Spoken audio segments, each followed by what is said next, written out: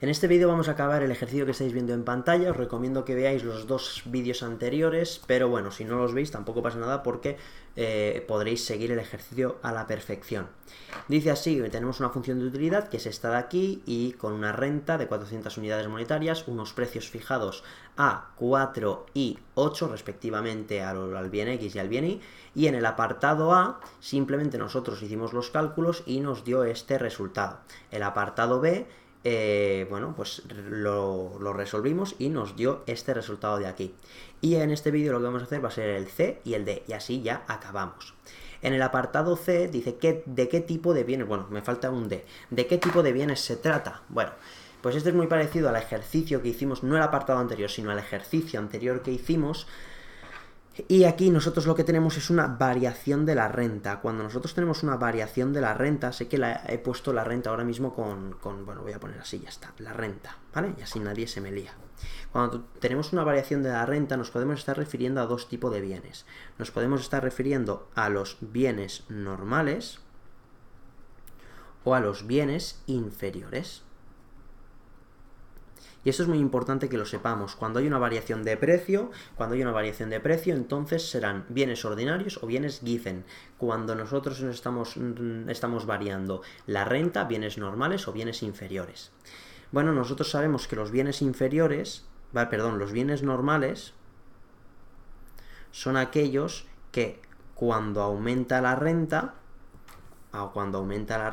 esto significa que va a haber un aumento de consumo, y cuando la renta disminuye va a haber una disminución de su consumo. En cambio, cuando nosotros nos estamos refiriendo a los bienes inferiores,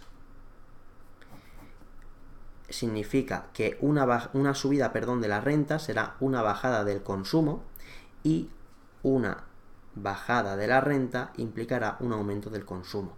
Los bienes inferiores son todo lo que sea de imitación, de los chinos, de muy baja calidad. Son los objetos que compra pues las personas humildes, vamos a decir que son humildes. Aunque realmente si ponemos el ejemplo de tienda de chinos, creo que todos seríamos pobres, pero ya me entendéis, ¿no? Si nosotros estuviésemos forrados, si nosotros cobrásemos muchísimo, nosotros a los chinos, vamos, prácticamente ni entraríamos a lo mejor en algún momento, pero vamos, preferiríamos todo de marca y todo perfecto y todo bonito y ya está. Entonces en los chinos prácticamente ni entraríamos.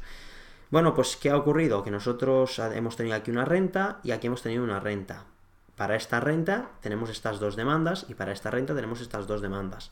Como hemos podido ver, cuando la renta ha subido, la demanda del bien X y la demanda del bien Y han subido los dos respectivamente. Por lo tanto, nos estamos refiriendo a bienes normales. Entonces, ¿qué tipo de bienes se trata? Se trata de bienes normales, ¿vale? Bueno, vamos a ir a por el apartado B, que es el apartado D, perdón, que es realmente decir verdadero o falso. Bueno, dice, la curva de oferta-renta es esta de aquí, la curva de oferta-renta es esta de aquí, la curva de oferta-renta es una bisectriz que corta el primer cuadrante en dos. Ahora os explico esto.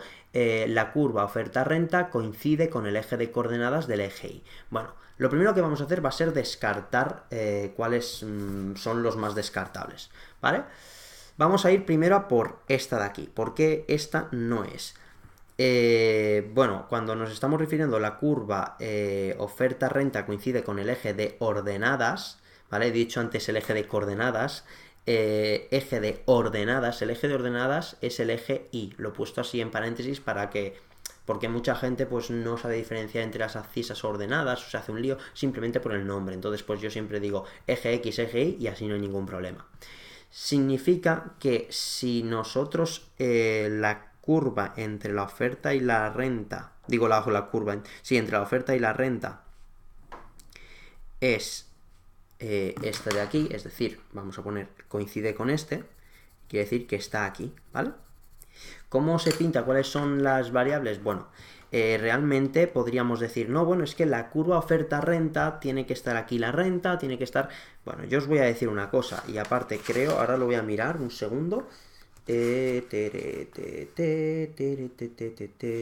No, perfecto, entonces Esto se pone así, se pone X aquí y aquí. Es para ver si había una segunda gráfica donde implementase la renta. Bueno, ¿por qué esta es la curva oferta y dice, pero renta? ¿Y dónde aparece la renta? Entonces, pues como que, no, pero es que quiero que os fijéis una cosa. La variación que va a sufrir esto va a ir en función de la renta. Es decir, cuando la función vaya creciendo es porque la renta va creciendo. Cuando la renta va disminuyendo es porque cuando la función va disminuyendo significa porque la renta va bajando, ¿vale? Bueno, vamos a ver, decimos, esto coincide con el eje de coordenadas, es decir, aquí. ¿Esto qué significa? Que coincida aquí. Significa que el consumo de X es siempre cero. Esto es mentira. Hemos visto antes que el consumo de X para nada es cero, ¿eh? Para nada es cero. Por lo tanto, esto sería falso. Luego nos dice esta ya hemos visto que es falsa. Curva de oferta-renta es una bisectriz que corta el primer cuadrante en dos partes y faltaría iguales. Una bisectriz básicamente es esto de aquí, ¿vale? Seguramente ya habéis hecho muchos la bisectriz cuando nosotros tenemos así el triangulito y entonces, bueno, pues hacéis con el compás así, hacéis con el compás así. Bueno, si realmente lo pintase mejor, ¿vale? Cogéis el compás así y hacéis esto acá, ¿vale? Y eso es la bisectriz, básicamente. El dibujo técnico nunca se me ha dado muy bien. Y claro, y esta parte es igual a esta parte. Si esto fuese cierto, ¿vale? Si la curva oferta-renta fuese, bueno, cortase el primer cuadrante, se trataría de esta curva oferta-renta. Se trataría de esta.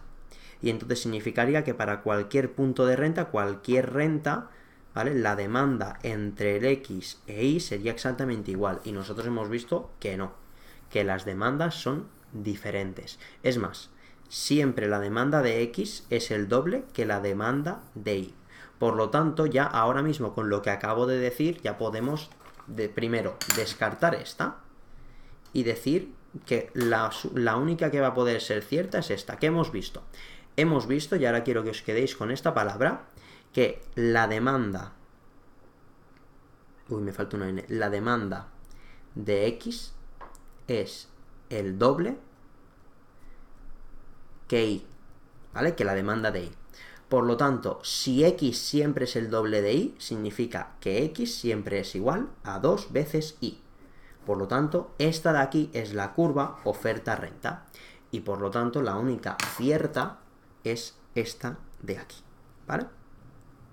Así que nada, chicos, espero que os haya quedado claro, espero que lo hayáis entendido y nos vemos en el próximo vídeo. Un saludo a todos.